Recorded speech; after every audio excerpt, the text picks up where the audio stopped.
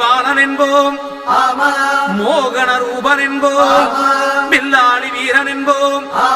வீரமணி கண்டன் என்போம், பந்தளராஜன் என்போம், பம்பாவாசன் என்போம், கலியுக வர